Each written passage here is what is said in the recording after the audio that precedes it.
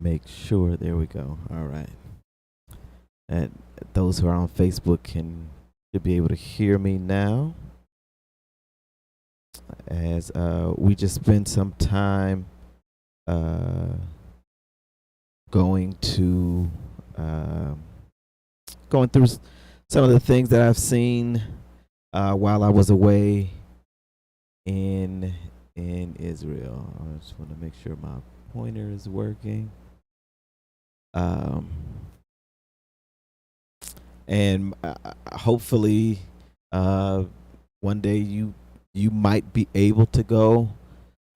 Maybe not. Maybe you don't have the desire to go. It's a long flight. It's almost 12 hours from JFK to Tel Aviv. And some of us are afraid of flying, and some of us just don't want to fly that long. But Beulah is doing a trip next year. I want to say it's fairly expensive. It's about $4,000, a little bit more per person. But it would benefit, to be a blessing to be able to go. Anybody who would like to go.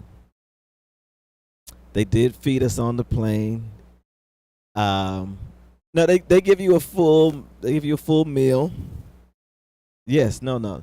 They give you at least one. They give you one full meal right after you get on, and then all the drinks are free. They give you wine or whatever. All that's free, even in regular economy class. They do that, and then they give you a breakfast once you get there, and it's usually, you'll leave here in the morning, but by the time you get there, it's the next morning. So we left, and it wasn't the morning. We left. We flew out of Boston. So I met up with the rest of the group in Boston. We left Boston about 4:00 in the afternoon, and when we got to Tel Aviv, it was about 9:00 the next morning. So they fed us before we, right after we took off, about an hour or so after we took off, and they fed us breakfast again. And it was, like it was some pasta and some kind of something or another, and it was a dessert.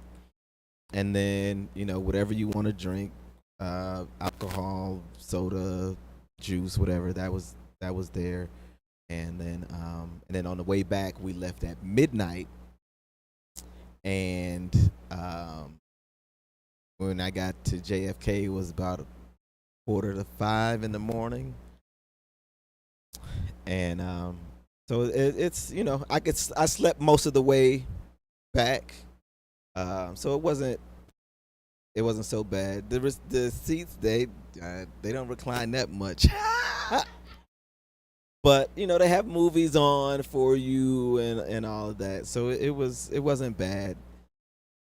It was about 12 hours. About 12 hours. She didn't know you just asked that question. And so this is that's Ben Gurion Airport. That's the sign that kind of greets you. It's a very large airport. It's very clean, very pretty.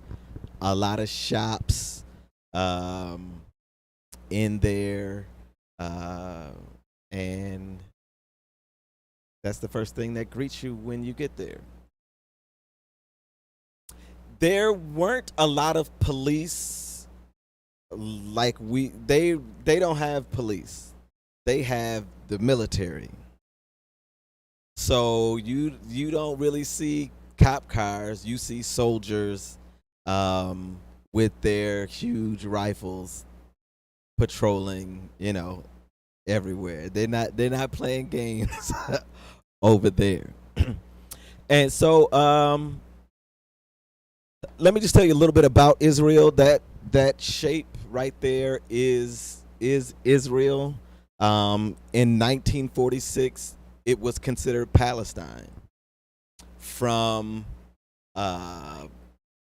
about 70 AD, 70 years from Christ's birth, up until 1946, there was no nation called Israel. Israel was destroyed in 70 AD, and the Muslims had that land.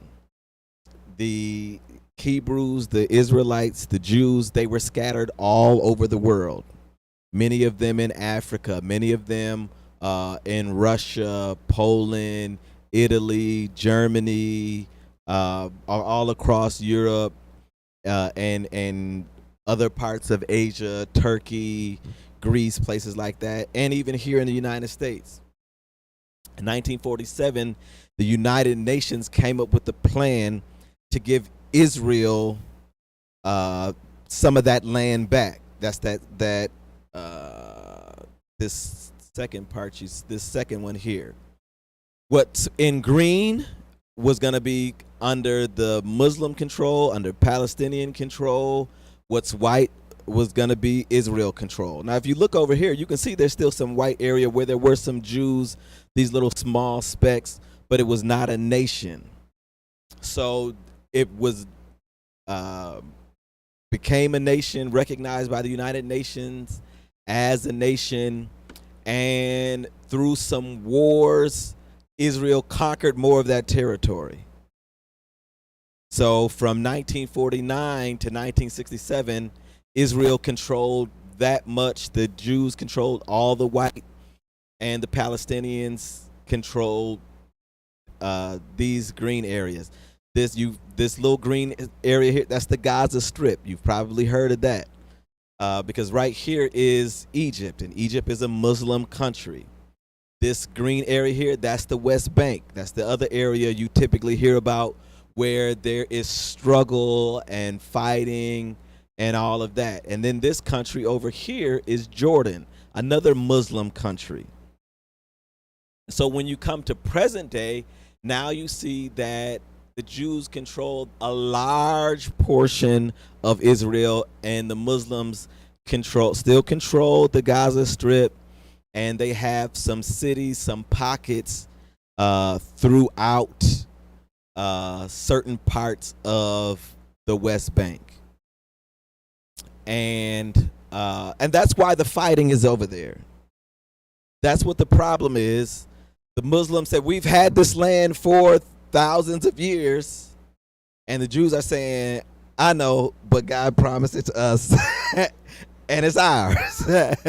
And and so they've done that, and even now they're still trying to work out a plan. Trump tried to come up with a plan that would give Palestine some more control, but still largely preserve Israel, and some of the other nations around them would recognize them, because the Muslim nations do not recognize Israel. I do not have a passport stamp that says Israel, because if they do not stamp your passport when you go to Israel, because you could get into trouble should I say I wanted to go to Jordan or to one of these other Muslim controlled countries and they see an Israel stamp in my passport. It could be a hassle for me. So they don't stamp it.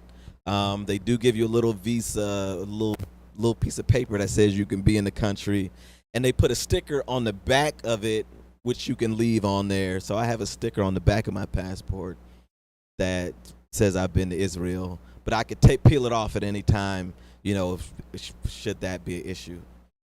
And so when we were hearing about the fighting going on, and some people were kind of worried because there was a little incident maybe about a month and a half ago, where they shot at a bus.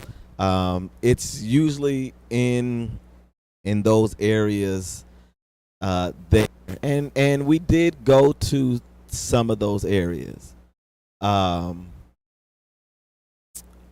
Jericho is in a Muslim controlled area. Bethlehem is in a Muslim controlled area. And so when you go, okay. So when we came to Tel Aviv, and then we stayed our first night in Haifa. And Haifa's right on the sea. It's very beautiful. That's actually the Baha'i temple and the Baha'i garden in Haifa.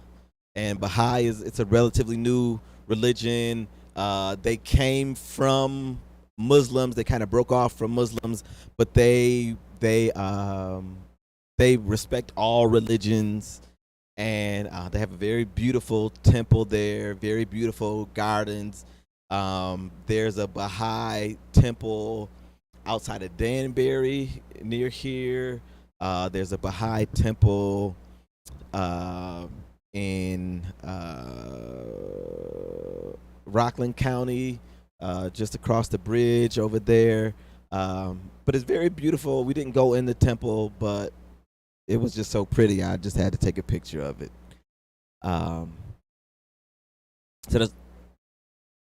That's what I mean. What happens? So the question was asked: did they just make up their own religion? Yes, they just made up their own religion. I mean, they just made up. I mean, Islam is just made up. Mormonism is just made up. I mean, all these newer religions. I mean, this Baha'ism is less than 200 years old. They worship. I don't. No. I can't even tell you because they.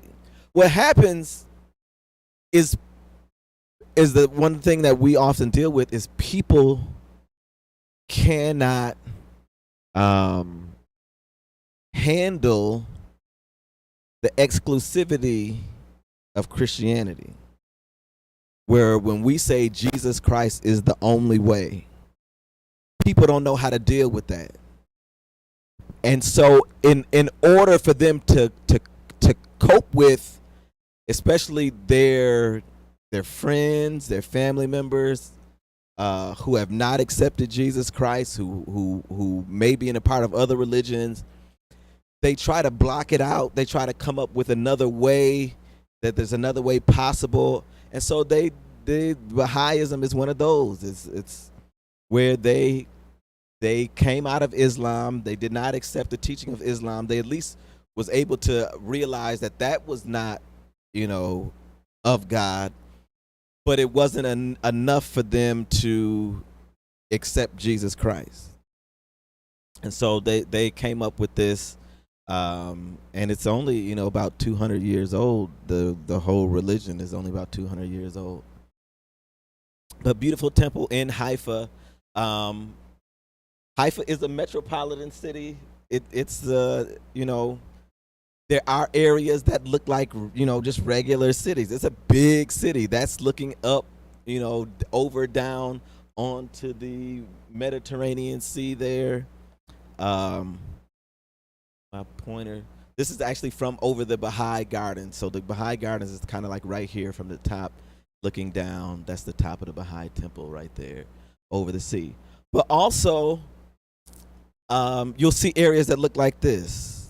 And many areas, it's just so drab because they make everything out of this limestone. They make everything out of this lime. All these buildings are out of this limestone. So everything is kind of drab color. That's Bethlehem back there. All this is Bethlehem, actually. This is a mosque in Bethlehem. When we were driving through, it was a time of prayer, and there was so many of them that they're outside, and kind of most of the city is shut down because all the men are there at the time of prayer. So you have cities that look like very metropolitan, cosmopolitan cities, and then you have areas that look like this. This is a house. This is one house. Very, very wealthy people, very, very wealthy people, and this is in Bethlehem, so it's either a Muslim or a Christian, not a Jewish person who owns that home. So Bethlehem, it's Christmas year round. It's Christmas year round. They celebrate Christmas year round because that's where Jesus was born. That's their claim to fame. But again, it's Muslim control, Muslim and Christians who basically run Bethlehem. And that's the Church of the Nativity in the background. This sign is outside of Bethlehem. And that's the whole sign. But it says this road leads to Area A. Area A means it's under the Palestinian control. The entrance for Israeli citizens is forbidden, dangerous to your lives, and against the Israeli law. So we had a Jewish tour guide. So he could not give us a tour in Bethlehem. We had a Christian tour guide come on the bus and give us the tour. Now he stayed on the bus. The first time I went to Israel, the tour guide got off the bus when we came to Bethlehem. He got off and the other guy got on, and when we left, he got back on the bus. Same thing with Jericho. He got off the bus. I should have took a picture. Bethlehem is a walled city.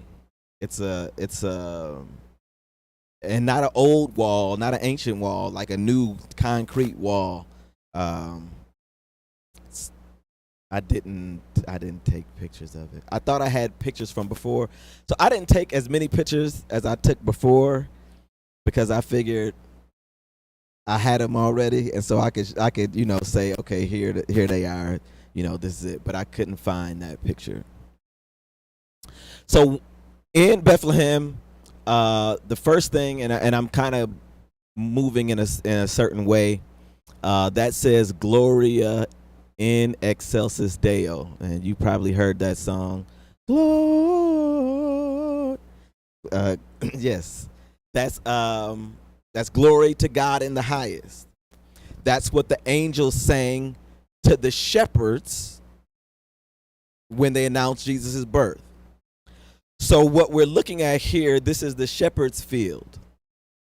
And this right here is the cave that the shepherds would have kept their sheep in at night. Okay? They would not just be out in the open at night. They would come into this cave, and this is actually inside the cave. They have seats inside there,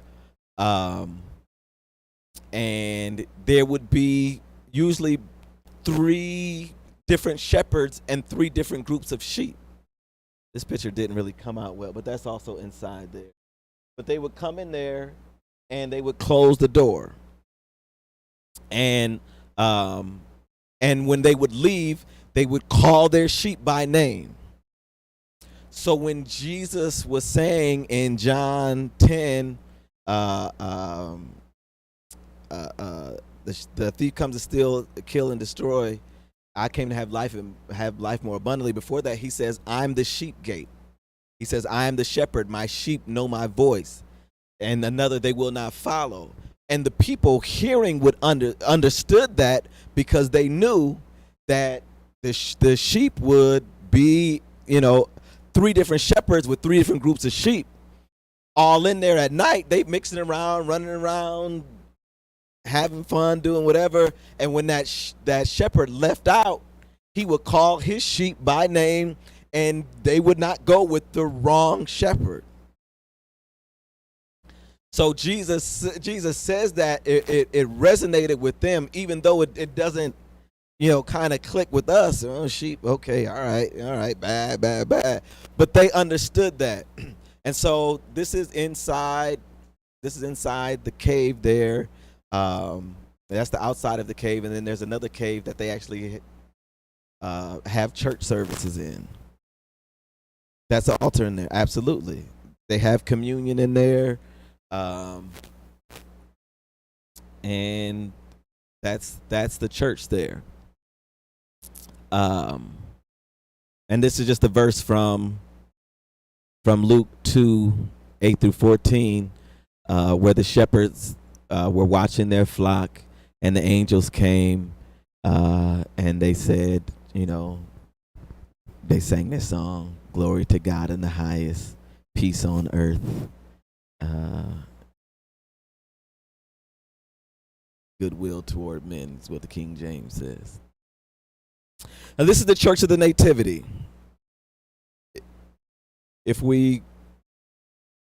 That's that church that's in the background here. Now, this little spot right here, I kind of blew up. This is the door. But the door is only about this high. So you have to bow down in order to come into the Church of the Nativity. Church of the Nativity is built over the location that Jesus was born. And this church is over 1,700 years old. We can't even imagine a building that old, because we don't have any. There were no buildings here 1,700 years ago. So, so if you can imagine, this building has been around for 1,700 years, and it survived when many other buildings did not. Even though the land was conquered by other nations after it was built, it survived by the grace of God. And the reason why we're certain of this location. Now, there's some other locations we're not sure on. But so you have to bow down. If I had to go in, so I had to get down. I mean, we had some tall people in our group too. But you have to bow down. I mean, it's not. It may be this high. It may be as tall as this podium here, and you have to bow down in order to go in. So it's not crawl, but you do have to bow down. And this was able to make it, because even when the Ottoman Turks conquered the land, they destroyed everything. But inside this building was a mural that looked like them. So because it looked like them, it's the only building that they did not tear down. And so for years, and the Catholic Church, as they do everything, they cut the mural out of the wall and took it and put it in the museum in Italy, of all places. But that's what they, that's how they do. So this is once you crawl through, you come out in this long. This is the church, and at one time, they would use this whole thing. This whole area would be full of chairs, seats, people worshiping, but because it's a mostly Muslim area and there are only a few Christians, it doesn't get a lot of use. And these kind of things are hanging from the sky. It's like an Orthodox church, and they sit in these chairs here. It maybe seats as many people as we have in here. Yeah, it's about this size, maybe a little smaller than this. And this is the front of the church. So if you look back, we're looking forward. All of that is empty, and then everything that on the next slide is in that front area up there. And so this is the layout of the church. You come in, you crawl through this door, you in this vestibule, and then that's the where all those columns are, the whole empty area. And then you come over to the side, and you go down these steps, and then go down these steps, and this is built over where the manger was, where the stable was. And the reason we know, I was started saying earlier, the reason we know that this is location is because someone bought it, and they bought it to mock it. But instead of it becoming a mockery, it became an attraction for the followers of Jesus. And so the joke ended up being on them, right? And so when Constantine came, everybody, they knew where it was. This is the place. This is the place. And so they built this church here in like 347, somewhere around there, AD, and it's been there ever since. And so when you go down those stairs, this star, this place that's a star right there, represents the place. It looked like it's inside a fireplace. But this star represents the place where Jesus was born. That represents the place where Jesus. That's real gold, and that's real, absolutely, 100%.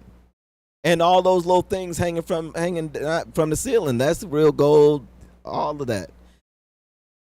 Yes, there are candles in there. There's incense in there. All of that is inside of there.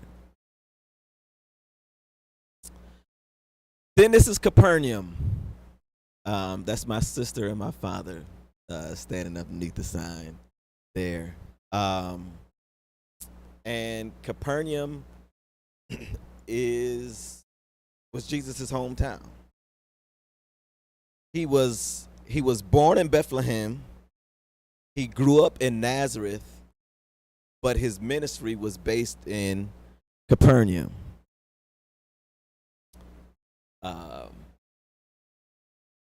In Matthew 4:13 tells us that he lived in Capernaum.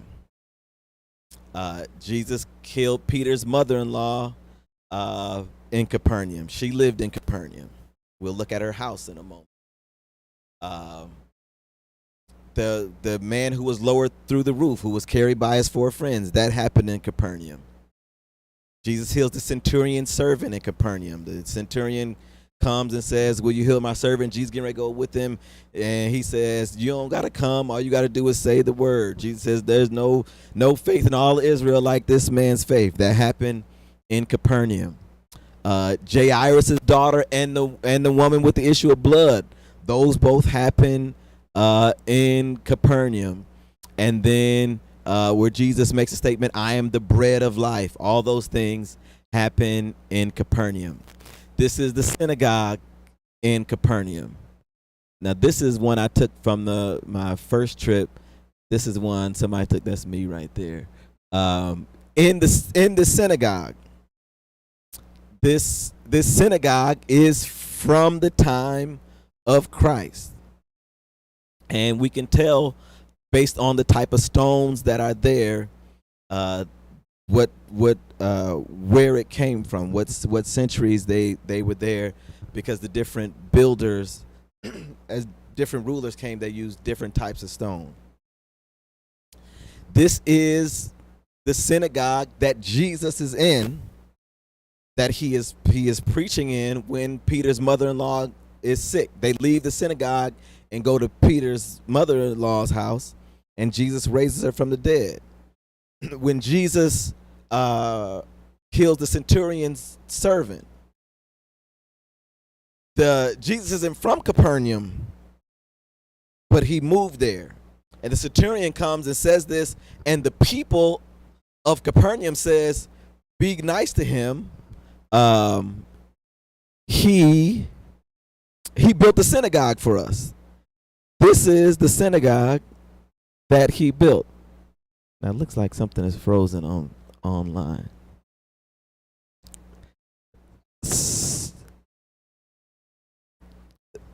So this is Capernaum.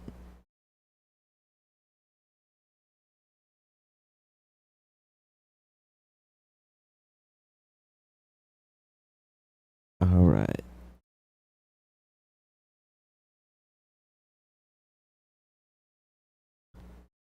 It's stopped on Facebook.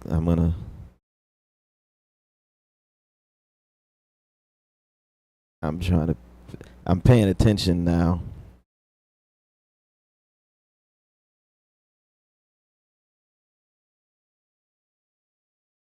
They can hear.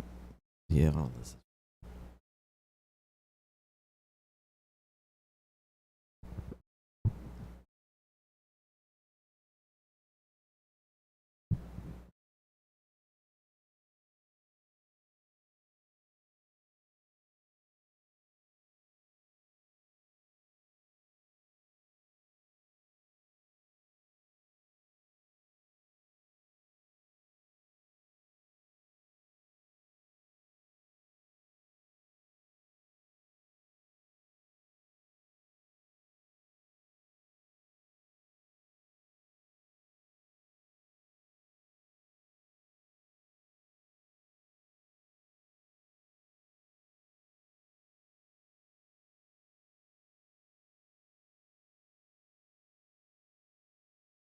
Go ahead.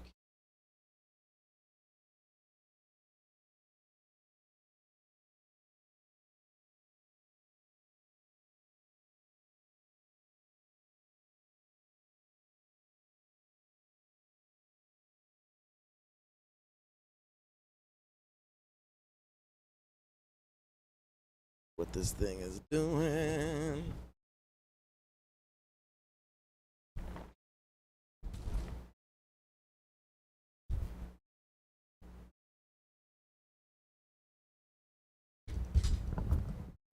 Yeah, we got it.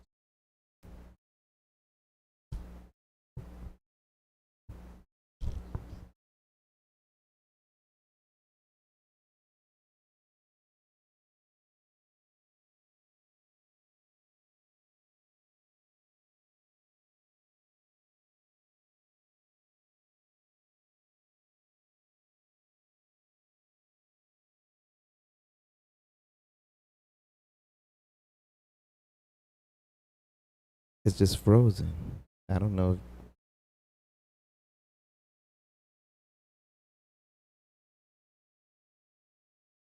Oh, they can still hear me. Okay, y'all been listening all this time. I'm trying to get this fixed for y'all.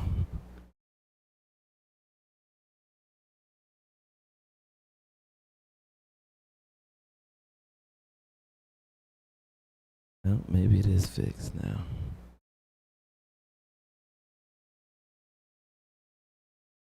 Let's see.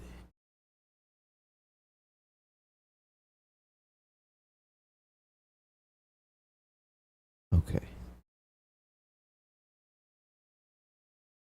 All right. There we go. All right. So that's Capernaum. I don't. Yeah. Okay. That's the synagogue there. All right. There's a church. If you look here in this picture, at much of the old city has been excavated. They were able.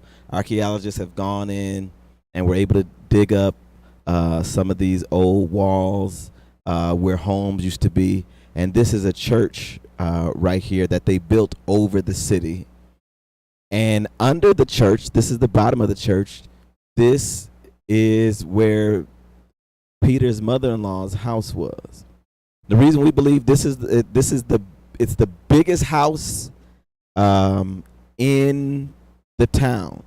It's the biggest house in the town, and we believe this is the location based on how many people were. In order for her family, for Jesus and the disciples to be able to be there, this is probably the house where they tore the roof open. You know, when Jesus comes and he's, you know, everybody's coming to see him and hear him, and he's in this house, and there's so they believe that this is the place. There's actually, that's more where you can see more of the walls of the city that have been I always have trouble saying this word, excavated. I must not say. They dug it up, and and they were those are walls from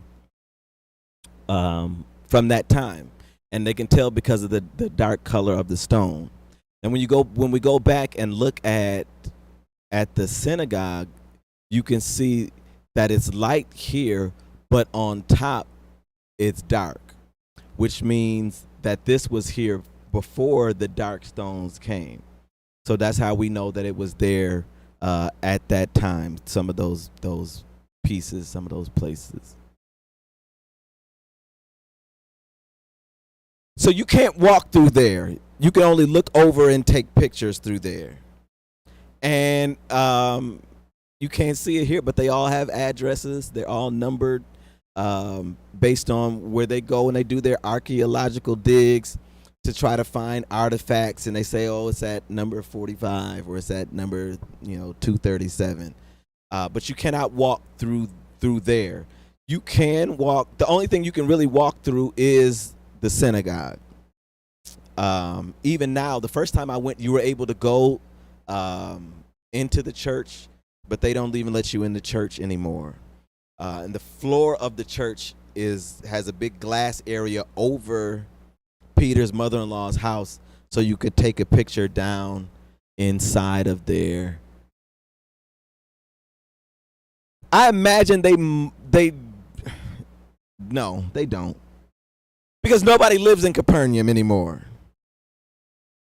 So we showed you Bethlehem, but plenty of people live in Bethlehem. Bethlehem has, I think they said like 250,000 people live in Bethlehem. So it's a good-sized city. I mean, there's more people in Bethlehem than it is in Dutchess County. Nobody lives in Capernaum because it really didn't exist for the most part until they really dug up this thing. So it's really just a tourist attraction that people people come to. All right. The next location is the Dead Sea. Now, this is, again, the nation of Israel. You got Egypt over here. You got the Gaza Strip. You got the West Bank. You got to go through the West Bank to get to the Dead Sea. And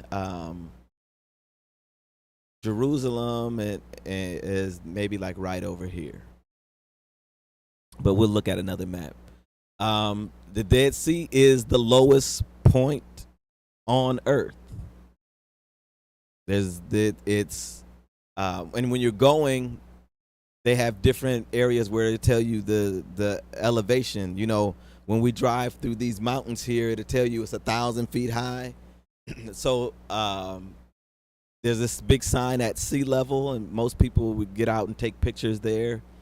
But this one up here, that's 150 meters below sea level. So that's like 450 feet below sea level. This one is 300 meters below sea level. So that's, 900 or so feet below sea level. But the Dead Sea is 420 meters below sea level. Now, if you notice, when this one was put up, it was 398 meters below sea level. But because of global warming and evaporation, it's the actual land location is getting lower. And so that's what it looks like. That means water was in some places, but no. So if you go to the river, you go down to the river over here, you're at sea level. Now, if I go to the river and I step in, go about 10 feet and I dig down, now I'm below sea level. So I'm above the top level where water is all over the world, but I'm not underwater. And this was underwater during the flood, but it's not all underwater now, of course. But it's very muddy, very dirty. I didn't get in it this time. I got in it before, It's very thick. So yes. So here's what happens. This right here, this is the Jordan River. And the Jordan River carries water to the Dead Sea, but it does not let it out. So all the sediment that it picks up stays there. So there are no fish. There's nothing living in there because it's too salty to do anything with. But because it's so salty, so thick, it's easy to float. So, you can lay in it and not drown. You literally can just lay back in it, and even if you can't swim, you'll float.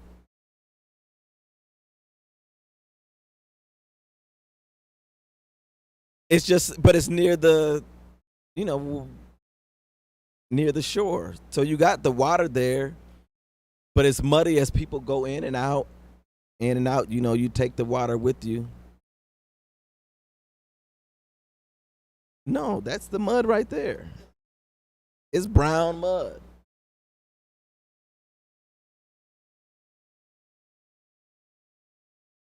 This is one of the places. Yeah. Yeah, they do that here. I mean, people cover themselves in this mud because it's, there's all these minerals in it and it's supposed to be good for your skin, and they sell these treatments for you to buy, Dead Sea mud. But it's just dirty. And it's so dirty, they have showers there, but it's mud all the way to the showers. And then when you shower off, you got to walk back through the same mud, So, that's the Dead Sea, and it's the Sea of Galilee. So I showed you before on the map, and I may have. Okay, yeah. So that's the Sea of Galilee, and as you can see here, you can see all the way across the Sea of Galilee. And that's from a high elevation. That's not my picture. That's a professional. But if you look, these are the cities that surround the Sea of Galilee. Now, the Sea of Galilee, all this gray area used to be part of the Sea of Galilee too. But because of evaporation, it's shrinking. So you got Capernaum right there on the sea. We know it. We've heard of Capernaum. You got Gennesaret. You've got Magdala. That's where Mary Magdalene was from. You got Tiberias.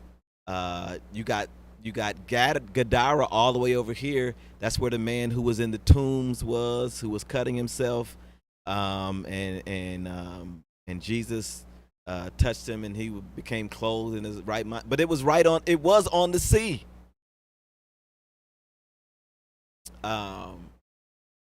And you've got Bethsaida and Chorazin. So all of these were on the edge of the Sea of Galilee, or still are. The Sea of Galilee is also called Lake Gennesaret in Luke 5:1. And then it's called the Sea of Tiberias in John 6:1. And it's called the Sea of Chinnereth in Joshua 12:3. And Chinnereth and Gennesaret, they're just two different versions of the same name. Chinnereth is Hebrew, Gennesaret is Greek. And they called it that kind of based, if they were in Tiberias was a big sea, then they would say the Sea of Tiberias. If they were in Chinnereth or Gennesaret, they would say Lake Gennesaret. But it's the Sea of Galilee, same body of water.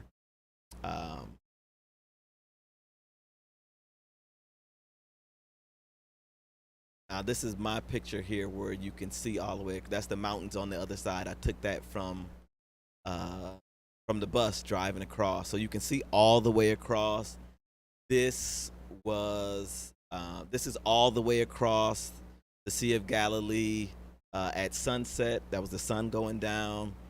This is from the Sea of Galilee, kind of in the middle of the sea, looking across.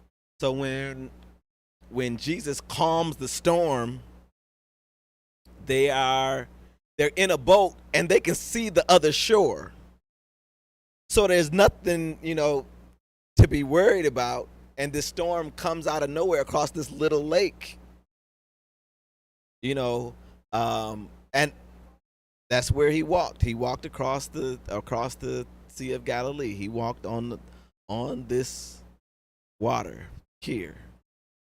But it's not a far distance for them to travel. And they would do it, all the time. He goes, when he leaves, he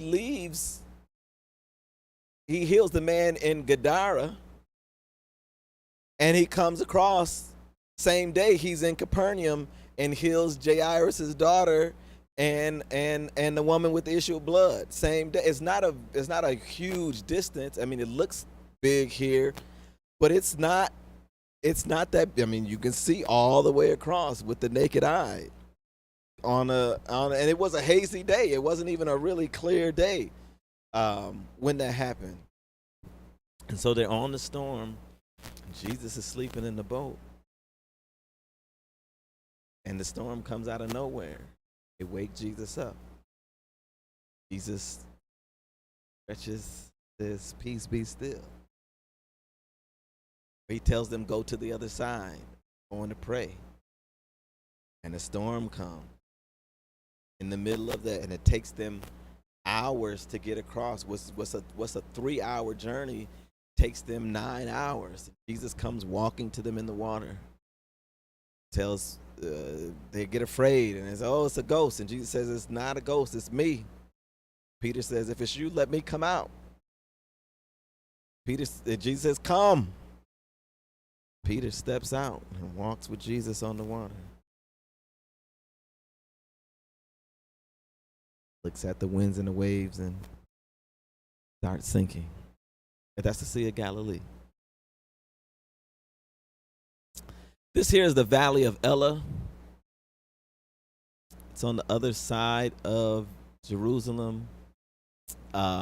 This is where David slew Goliath. And this is Gath. This is where Goliath was from. And the Valley of Elah. Not a whole lot to say, but very bad. So a lot of times people want rocks from there, but rocks are too heavy to put in the suitcase. Because that's where David got his rocks. David got his 5 smooth stones in order to kill Goliath. Right, it's $100. Yeah, yeah. Overweight suitcase international is $100. So that's that. Now this is Jerusalem.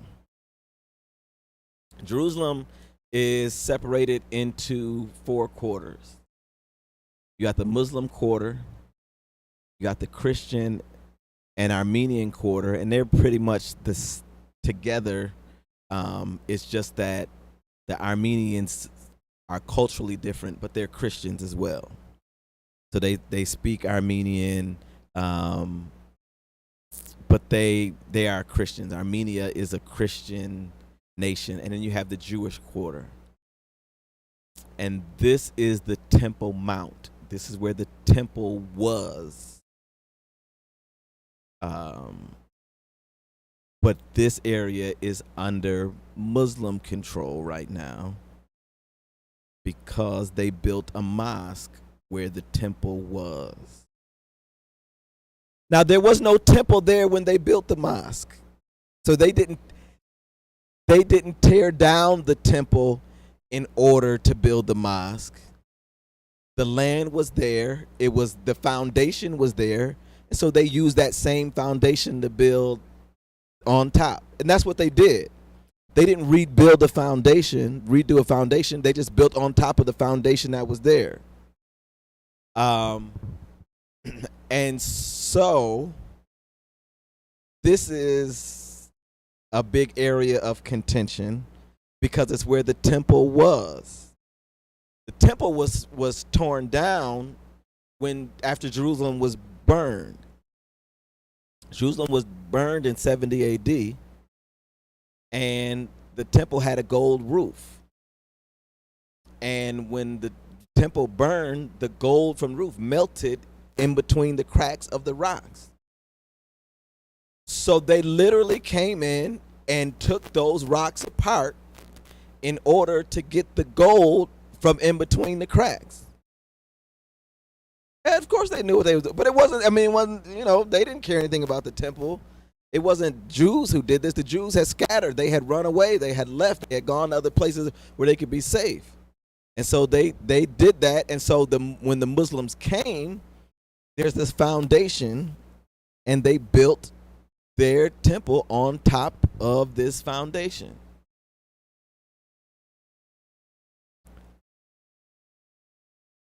Well, so the Jews have control of this area. The Muslims have control of all of this area. The Christians have control of this area. So you have your Catholic churches in here, your Armenian churches, your Greek Orthodox churches, your Christian churches are here. And in here you have your synagogues, and then you got the big mosque here. This is what the old city looks like. It looks like, something from Aladdin. They got all these little shops. Even right now, this is from these little shops, and they selling their trinkets, and they're selling their pastries and their foods and their breads, and mostly it's souvenirs and just souvenirs and food pretty much now for the people who come through. This is like a regular street where people would live, and you can see there's like a ramp down the middle they use like golf carts to drive through there because it's very narrow. It's not as wide as a one-lane street. It may be 10 feet across, 12 feet across, and then there's steps on either side. So you're either walking down the steps or you're in a golf cart. So it's like some of the older people, they rode a golf cart through here. It charges $50 a person to ride a golf cart through this. That's how they make their money, though.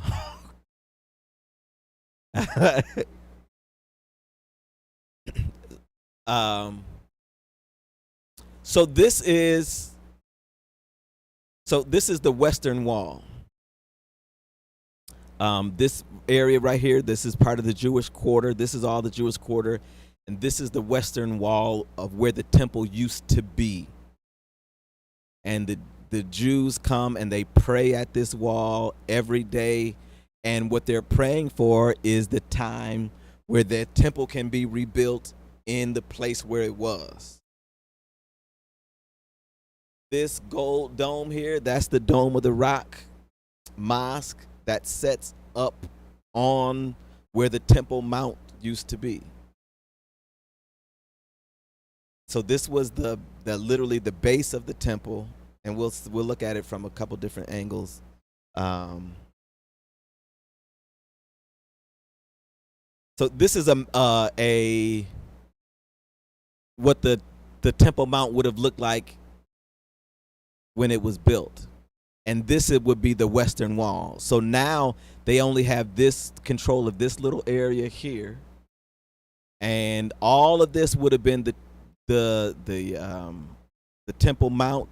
This is the actual holies of holies and the holy place there. As you can see, that's the gate of the Gentiles. That's as far as they could go. Women could be in this outer court here, and only men could go here, and only priests could go here, and only the high priest could go here. And so they only have, this is as close as they can get to the temple now. And that's what it's the holiest site for them, because that's as far as they can go. This is sky version, that's the Western Wall there. That little area there, that's the Jewish quarter there, and that's the Dome of the Rock Mosque. All of that there. Now the holy place and the Holy of Holies would have been kind of in this area right here, but this whole area was part of the temple complex. You got to remember that in that time, that every Jewish male had to come several times a year, and they had to be able to fit in there. So that all this area here would be gathered places. They would have their animals. They had, where they would, they had different markets where they were selling their animals, and Jesus flipped over the tables and all that. All that was happening up here. But the place where all the real action happened, the sacrifices were actually made, would have been about right here. But the Muslims control this whole area, and you can't go there if you're not a Muslim. So even though we're Christians and we're allowed in Muslim areas, we can't go there because it's one of their holy sites. So that's there. These are some of the gates to the city. This is the Damascus Gate. The old city still has a wall around it, but these are old walls. This wall is from the 1500s. That's the last time it was rebuilt. I can't remember what this one is. This gate has been sealed up. This was the Golden Gate. It would let you right into the temple. People believe that this was the gate called Beautiful, where Peter and John are coming at the hour of prayer, and the man is looking for a gift. They say, silver and gold, I don't have any, but what I have give I unto you in the name of Jesus. So they believe that this was the Golden Gate. It sits right in the middle of the Temple Mount. So, I mean, it's definitely old. So if this is the Western Wall, that gate is like right here, where someone would be able to come right in and be kind of near the holy place and the Holy of Holies. Now this is Ben Hinnom Valley in the middle. This is the Mount of Olives on one side, and this is Mount Moriah on the other side. That's the Dome of the Rock right there, if you can see that. So Jerusalem is built on Mount Moriah. Mount Moriah is where Abraham was going to sacrifice Isaac. Okay, this is the place where they built Jerusalem. This is where the temple is located. That's why the location of the temple was special, because that was the place where God made that promise to Abraham when he did not spare his son. And so this is Ben Hinnom Valley. It's also known as Gehenna. You may have heard Gehenna. Gehenna is sometimes translated hell in the King James Version. It means garbage heap. They would burn the garbage. So some places where you're reading hell, it's not talking about hell where devil is and dead people go. It's talking about Ben Hinnom Valley, Gehenna, and what have you. And these were from my first trip, because we walked around the city at night. We walked through, around the whole old city, through the Muslim neighborhood, and these are some of the tombs that are in Gehenna, in the Ben Hinnom Valley. That's Absalom's tomb. Absalom was David's son, the one who rebelled against him and tried to take over the kingdom. And that is Zechariah's tomb. Zechariah the prophet who wrote the book of Zechariah. That's his tomb. Haggai's tomb is there. but you really can't even tell what you're looking at. It's just like a bunch of tangled up rocks.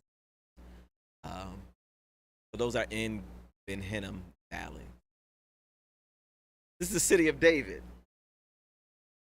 So Jerusalem existed as a city, and then David made it his capital. When he became king of Israel, he made it the capital of the nation. Before that, it was Hebron. That's where Saul ruled from. So he made it, and so there was Jerusalem, and then he built his royal area there, and that area is called the city of David. So Jerusalem had existed as a city. He added on to it, made it his royal, kind of, made it nice for himself and and all that good jazz. So that's a statue of David playing the harp. That's part of the city of David. If we look at this, now this is not real. It's real, but it's not real. This is the model city. So they have a model of old Jerusalem from that time that you could actually walk around. It's probably big as this building, the model is. And if we're looking here, this is the Temple Mount here. This little area to the side would be where the Western Wall is. But this area would have been where the city of David was. That would have been where his palace was, where his harems, his royal officials, they would have all been in this area here. That's where Solomon reigned, from the same place. Solomon is the one who built this temple. So this wouldn't have been here in David's time, but in Jesus's time, for certain, all of this would have been here. These are just where, regular people's homes would have been. This is the Pool of Siloam. Two things happened in the Pool of Siloam. Well, number one, Hezekiah created this pool in order to get water into the city. There are no rivers in Jerusalem. So in order to have a water supply in the city, they diverted a river and allowed it to flow into this pool here. And that was the only place for many years to get water in the city. And he did that because at one time they had surrounded the city and they couldn't get any water. So they had dug tunnels and put this pool here in order for them to be able to have fresh water in the city. And then the other thing that happened down here, the blind man, where Jesus spits and makes clay and anoints the blind man's eyes. This is the pool of Bethesda, where the John chapter 5, where Jesus tells the man, "Rise, take up your bed and walk," where all the sick people would come and be healed by the troubling of the water. That's looking down into the pool of Bethesda.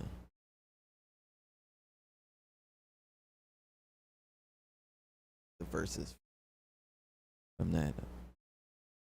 This is the upper room. I think I showed this one to Dee Dee before. These stairs lead to this room right now. This is a church. So it did not look like this. They put these Catholics put churches everywhere something happened. So you literally, there's probably 100, churches in Jerusalem, because everywhere something happened, they put a church. So there's literally a church that meets in here in the upper room. So all these arches are things that they put in, and this was stairs going up to another level, and it was just a good place for me to take a picture and get the room. So I stood up there. That's the upper room. So this is where they were that Thursday night, celebrating the Passover. Just like we took communion Sunday, the body and the blood. This is where they did that. And then they left here. This is in Jerusalem. And they crossed the Ben Hinnom Valley and went to Gethsemane. The word Gethsemane means oil press. And these are olive trees. It's on the Mount of Olives. It's just across the valley. And these olive trees are over 2,000 years old. So these trees were literally there when Jesus was there. Well, if you leave trees alone, they will they last. I mean, we got some old trees, out west. Not 2,000, out west, redwoods and them things. They get really big. But these trees, the people here, they just destroyed everything, cut it down, and build something over it. But these trees, I have been there for thousands of years, and this is where Jesus prayed. Where sweat like drops of blood, fell down from his face. These are again some of those old trees in Gethsemane. I mean, look how large and just huge, just real thick, old trees. So he's there in Gethsemane, he's praying, and Judas shows up and betrays him with a kiss. And the soldiers come and they march him back into Jerusalem across these steps going down from the Mount of Olives, these steps going up to Jerusalem. There's a church here. They call it the Rooster Church. It's where Caiaphas' palace used to be. Caiaphas was the high priest. He's the one who sentenced Jesus to death. He's the one who got everything riled up. He didn't sentence Jesus to death, but he's the one who got the plot together. So this is going up to Caiaphas' palace. There's a church there, the Rooster Church. They call it the Rooster Church because Peter denied Jesus 3 times and the rooster crowed. So they call it, and there's a rooster on top of the church.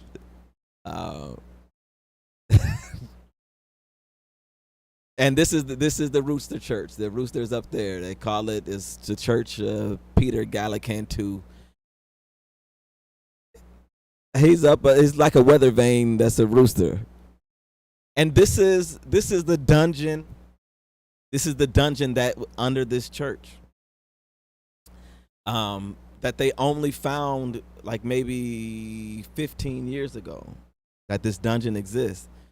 And these are stairs going down into this dungeon where Jesus would have been held on that night before he was crucified.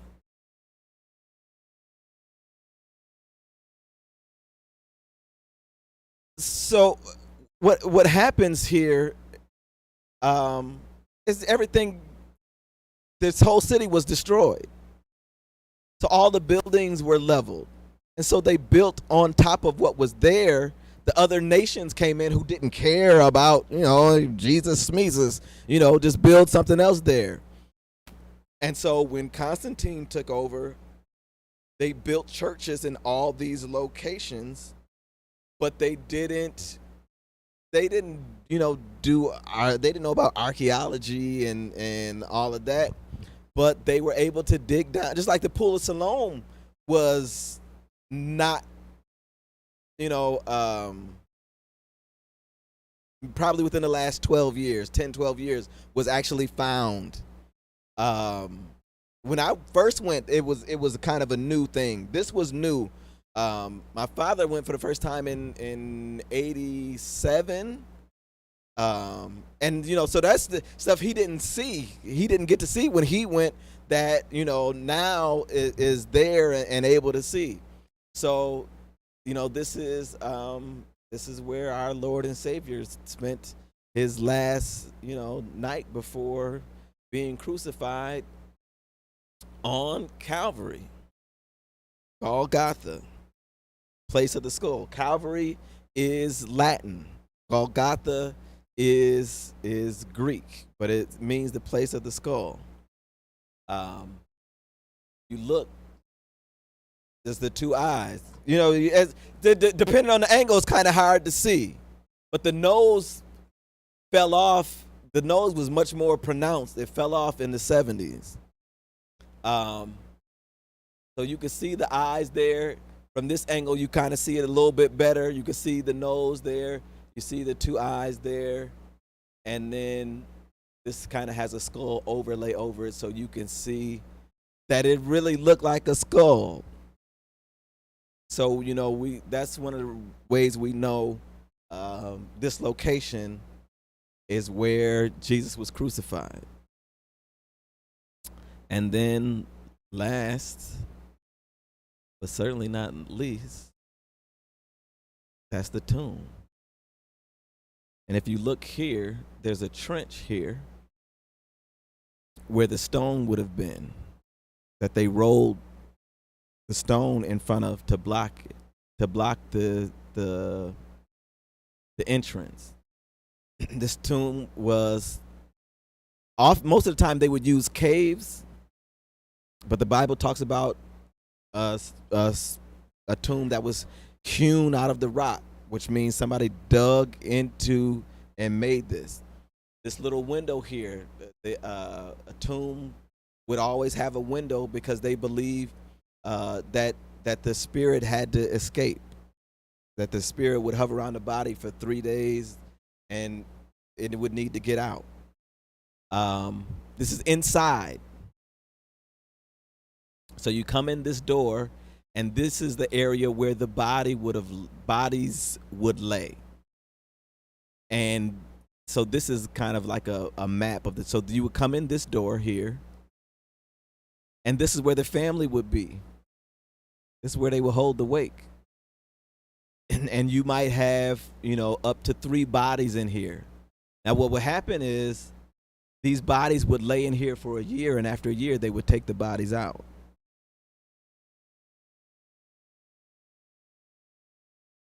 No. They would only come in if there was somebody else died. And then they would take the bones out and they would put it in like an urn, and then they would place it somewhere. So the bodies wouldn't stay in here forever. It would be reused. It would be something that the family would use. And so eventually so this would be this one was big enough to hold 3 bodies at one time. One body could be here, one body could be here, and one there. And they they have the gates up. They won't let you in there. But then this is the little window right there where the soul would be able to escape. And then now this is the last. This is what's on the door to the tomb. He is not here, for he is risen. All right. That is not even close to even all that's maybe about half the pictures that I took. Because it really is just a whole lot. And I knew, we usually about an hour. It's 8:18 right now. But there's, I didn't do the Jordan River. I got pictures of that. I've got pictures. Last Sunday we were in Athens, so I got pictures of Mars Hill. Mars Hill is where Paul went. He went to Athens and he preached in Athens, and they had all these temples.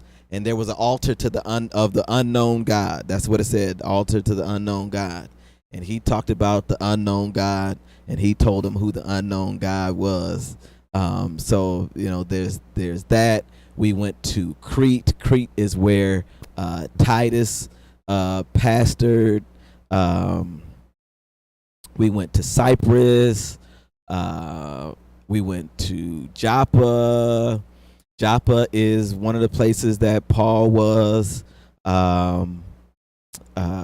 It's outside of Tel Aviv now. It was Tel Aviv is kind of grown into Joppa. There's just so many other different places. You just can't see it all. Just can't tell it all. We'll save it for another day, for a Sunday school lesson or.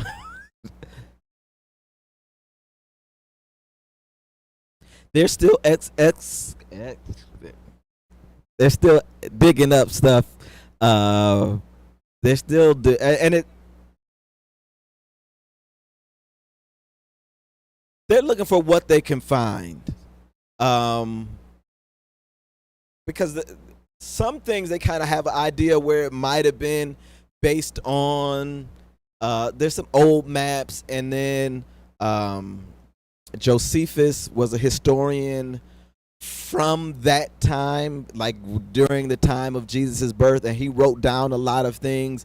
He described a lot of things. That's, when people talk about there's no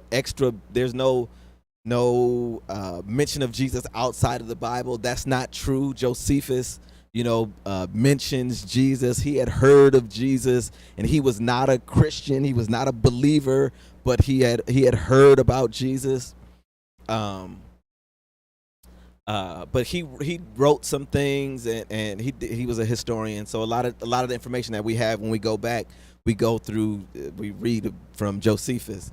So they are things that they are, seeing. Maybe there's something here, but a lot of times it's a happy accident that they come across something. Somebody's digging in the basement or things like that, and they come across some things.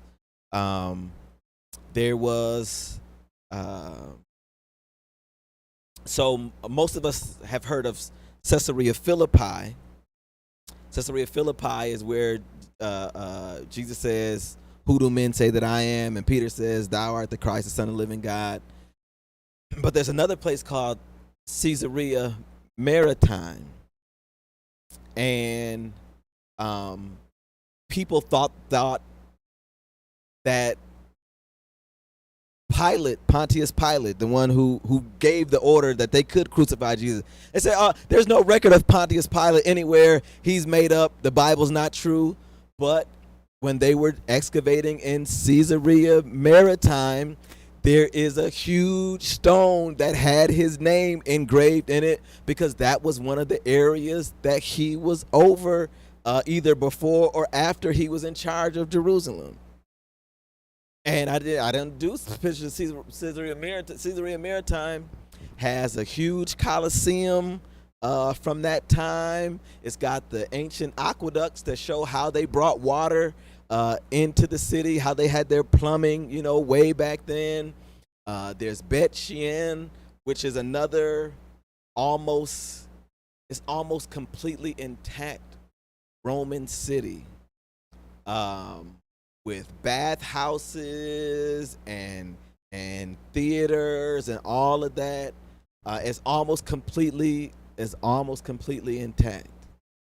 So you could actually see what it is to like be there and just kind of imagine.